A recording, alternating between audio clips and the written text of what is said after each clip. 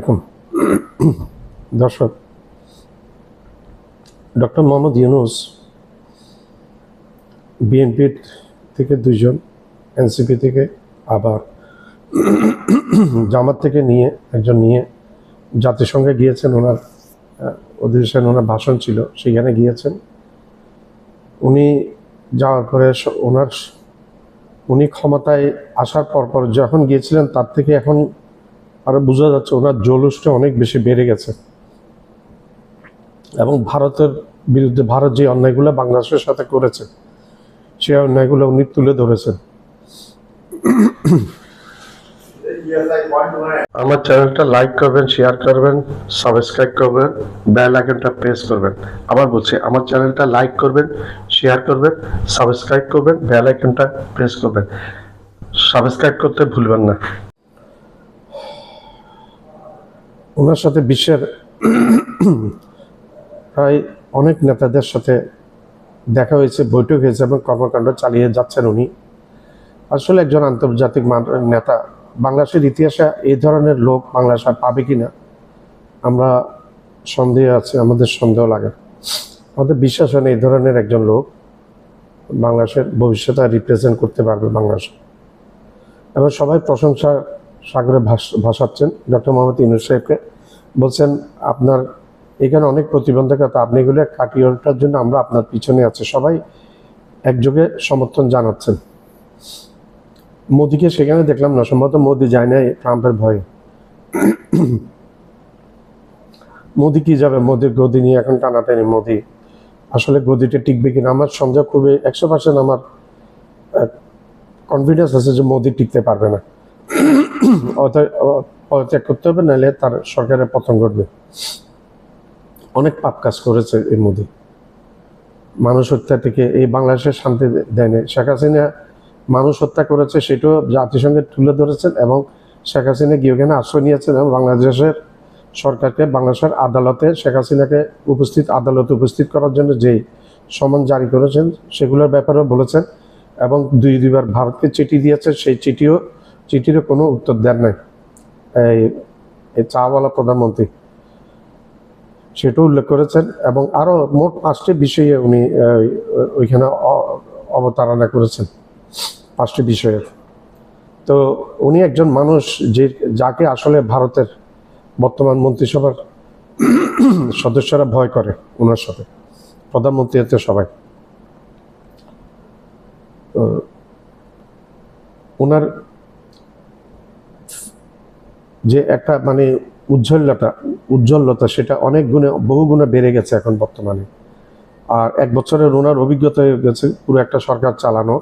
1 বছরের অভিজ্ঞতা হয়ে গেছে ওনার সরকার চালানোর।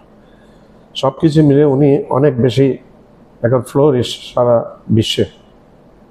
ওনার সাথে বৈঠক হয়েছে প্রেসিডেন্ট ডোনাল্ড ট্রাম্পের, মার্কিন প্রেসিডেন্ট, এবং উনি দাওয়াত দিয়েছেন এবং আসবেন বলেছেন মার্কিন প্রেসিডেন্ট ডোনাল্ড ট্রাম্প। মোদি কেন গেল না সেটা আমার একটা প্রশ্ন। মোদি গেল না কারণ মোদির উপর যেভাবে 50% ট্যারিফ দিয়েছে এবং হুঙ্কার করে বলেছে আমরা রাশিয়া থেকে, আমরা যেখান থেকে তেল কিনবো সেখান থেকে কিনবো, যে অহমিকা দেখিয়েছে। আসলে বাস্তবে কিন্তু ভারত নিজেকে যতটুকু দেখাচ্ছে কিন্তু বাস্তবে তা না। কিন্তু এমটি ভেসেল অলওয়েজ সাউন্ড মাছ, ইংরেজিতে একটা কথা আছে, খালি করছি বাজে বেশি। ইংরেজিতে সেই কথাটা আছে যে কলসিতে কোনো কিছু থাকে না, সেটা আওয়াজ করে বেশি।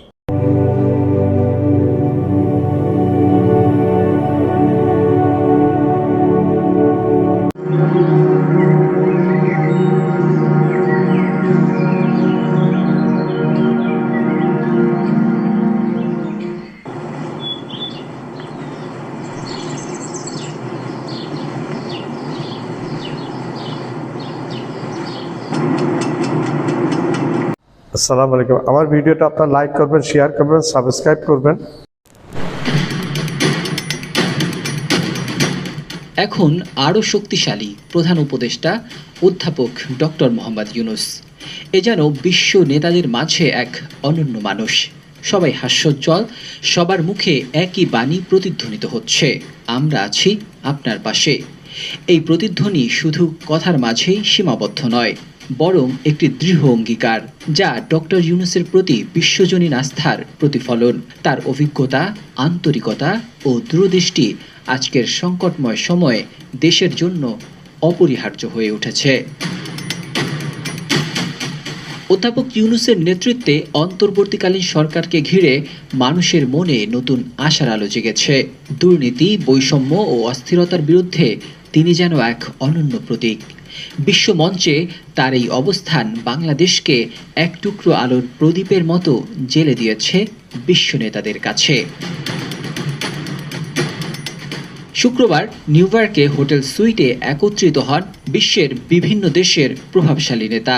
তারা প্রধান উপদেষ্টা অধ্যাপক ডক্টর মোহাম্মদ ইউনূস ও তার অন্তর্বর্তীকালীন সরকারকে পূর্ণ সমর্থন, বাংলাদেশকে এই গুরুত্বপূর্ণ সময়ে সহযোগিতা ও গুরুত্বপূর্ণ পরামর্শ দেওয়ার অঙ্গীকার করেন। জাতিসংঘ সাধারণ পরিষদের ৮০তম অধিবেশনের ফাঁকে লাটভিয়ার সাবেক প্রেসিডেন্ট ও নিজামী পঞ্জাবি আন্তর্জাতিক কেন্দ্রের সহসভাপতি ভাইরাভিগে ফ্রেবার্গারের নেতৃত্বে প্রতিনিধি দলটি প্রফেসর ডক্টর মোহাম্মদ ইউনূসের সঙ্গে সাক্ষাৎ করেন।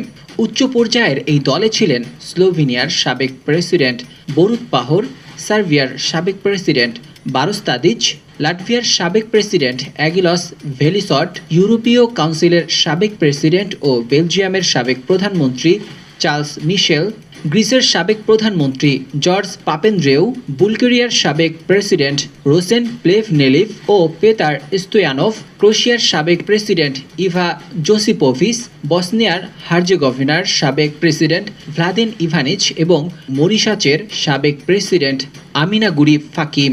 এছাড়া বিশ্বের আরও অন্যান্য অনেক নেতা উপস্থিত ছিলেন। অধ্যাপক ইউনূসকে কাছে পেয়ে এসব নেতারা যেন ভালোবাসায় সিক্ত।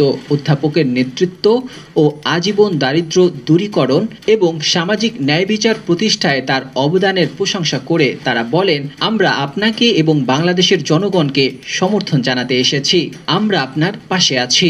তারা উল্লেখ করেন, প্রফেসর ইউনূসের নেতৃত্বে বাংলাদেশ সাম্প্রতিক সময়ে উল্লেখযোগ্য অগ্রগতি অর্জন করেছে। তারা আরও বলেন, দীর্ঘ ১৬ বছরের দুর্নীতি, শোষণ ও কুশাসনের কারণে দেশটি এখন বড় ধরনের চ্যালেঞ্জের মুখোমুখি রয়েছে। এছাড়া এনজিআইসির ভাইস প্রেসিডেন্ট ইসমাইল সেরাগেলদিন বলেন, আপনার প্রয়োজন হলে আমরা আছি। এ সময় প্রফেসর ইউনূস বলেন, সীমিত সম্পদের কারণে জনগণের প্রত্যাশা পূরণ করাই এখন সবচেয়ে বড় চ্যালেঞ্জ। মানুষ তাৎক্ষণিক পরিবর্তন দেখতে চায়, কিন্তু আমাদের অবশ্যই তরুণদের স্বপ্ন পূরণ করতে হবে। তারা একটি নতুন বাংলাদেশ খুঁজছে। মুহূর্তটা যেন কেবল রাজনৈতিক নয়, বরং এক আত্মিক সম্পর্কের। নিউ ইয়র্কের সেই সুইটে জন্ম নিল নতুন এক আন্তর্জাতিক জোট, বাংলাদেশের পাশে দাঁড়ানোর এক শক্তিশালী ব্লক। আর এদের মধ্যে প্রফেসর ডক্টর মোহাম্মদ ইউনূস শুধু একজন উপদেষ্টা নন, বরং হয়ে উঠলেন বাংলাদেশের পুনর্গঠনের আন্তর্জাতিক মিশনের প্রধান চরিত্র।